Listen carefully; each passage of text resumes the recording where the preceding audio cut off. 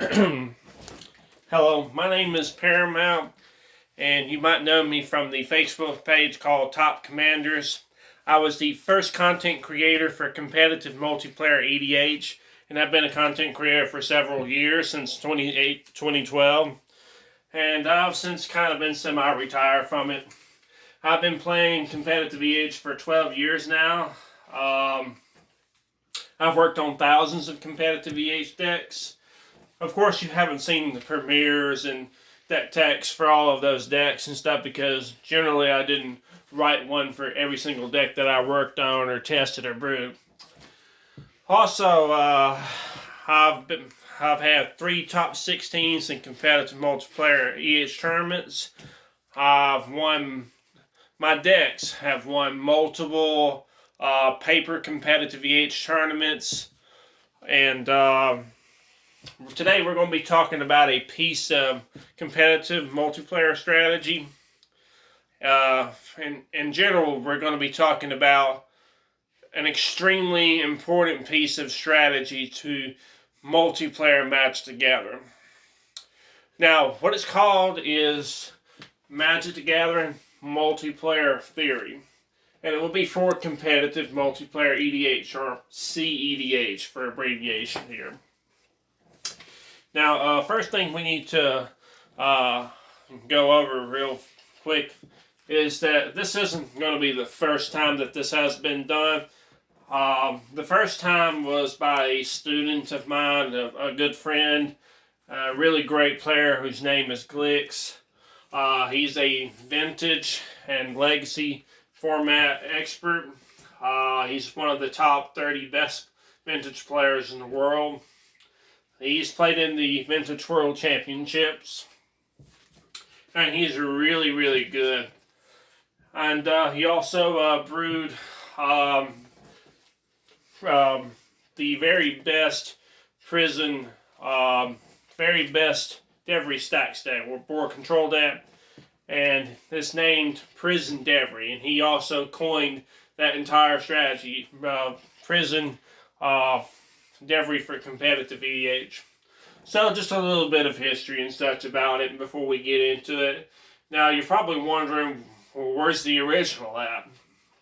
Well, there were some website problems and, keeping it upkeep and such, and it just kind of disappeared off the internet. And so that's okay. I mean, I'm going to make a new one for everyone. And I'm also going to be simplifying. It won't be there'll be a little bit of extra as well. I'm going to make it simple for everyone to understand. Now, the first thing I want to go over is that multiplayer Magic the Gathering formats, like competitive EDH and Commander, they're usually free-for-all formats, and that's a term you may have not seen very much. But what it means is free-for-all means that each player is for themselves, and they're trying to win the game. Now, of course, some people teach, the aspect of that in different ways, but I'm going to teach you the correct way today. So, in a competitive EDH game, everyone is trying to win the game for themselves. However, though, if you are considered the strongest player at the table, or you have the strongest deck, you may receive more hate than the other players, and there is a strong possibility that it may become a 3-on-1 scenario, where you are being hated by the other players simply because you have the best hand, the best board position, the strongest commander, especially in their opinion after evaluating threat assessment. Now, but that's not how you want to think about a game. You want to approach a game from a different perception. And that perception is that it's you versus 3 opponents. You versus 3 opponents. And competitive each games are made with 4 players. or a pod.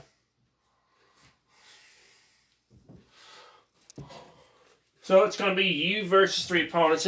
It's an important aspect to not play a game all the time thinking, oh, well, it's me versus John. I got to beat John and I'll win the game. Well, that's not how this works. It's going to be you versus 3 opponents, and you need to maintain that perception to the best of your ability. If you want to excel, because that is correct threat assessment in multiplayer Magic the Gathering. You don't want to overvalue one player more than the other, because you still have to beat all 3 opponents to win the game. So that's why. And I just wanted to get this sort of philosophy out of the way, because I'm going to erase this and we're going to move on to the next part where I'm going to be setting up the board in game again. So make some more room here so that people can see all this stuff. Now, each player starts with a 7-card hand. That would be you as well. And then you have our opponents here, and I'm going to separate it. And we have 3 opponents.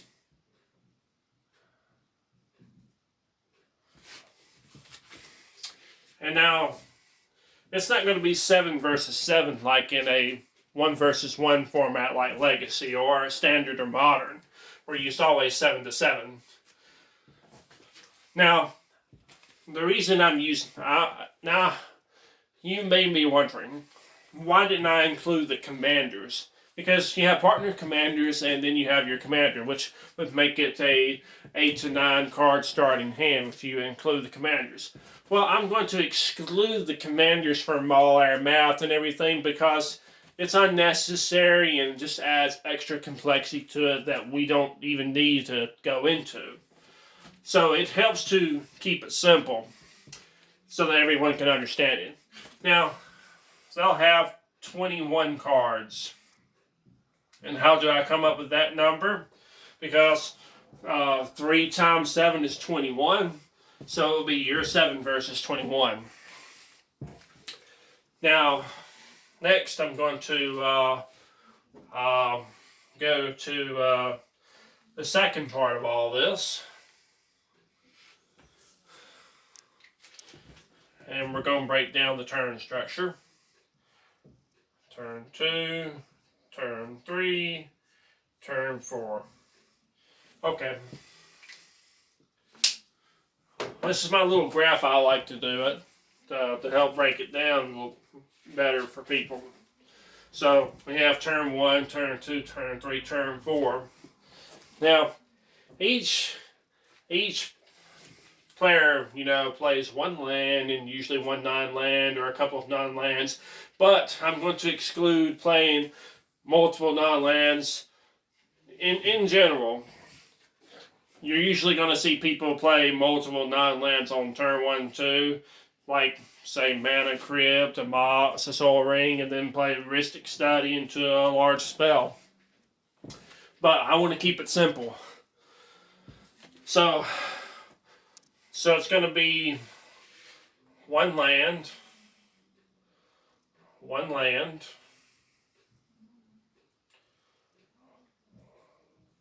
1 non-land. See where I've got that? 1 land, 1 non-land. And what that is, that's let's say me on turn 1, I play a land, and then I play, let's say, a non-land, Birds of Paradise. That way, turn 2, I can have 3 mana. Okay. Now, our opponents will have 3 lands and 3 non-lands.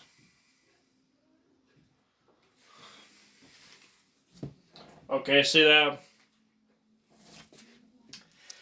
Now, you're probably wondering what will go down on the next line, of course. Well, This one's simple. That's going to be 2 land and 2 non-lands. Now what happened? Why is it 2 instead of another 1? Because this turn 2, it's a total. You have 2 lands and 2 non-lands. But for our opponents, it won't be 3 lands and 3 non-lands. It's going to be 6 lands and 6 non-lands. See there? So it's going to be your 2 lands and your 2 non-lands versus 6 lands and 6 non-lands. See? It's important to understand that what's going on here is that this is how turns generally go, and I'm not even including in all the extra non-lands that they would play. I'm keeping it simple so you can see the trajectory here and how much of a what the balance is between you and 3 opponents. And then over here we're going to have 3 lands and 3 non-lands, and be 4 lands and 4 non-lands. Alright, and then it's going to be 9, 12,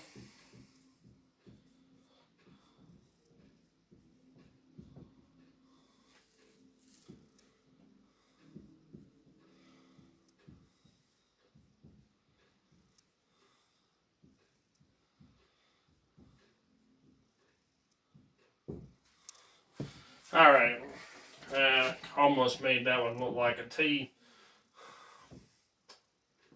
Okay. Turn 2, 6 lands and 6 non-lands for our 3 opponents.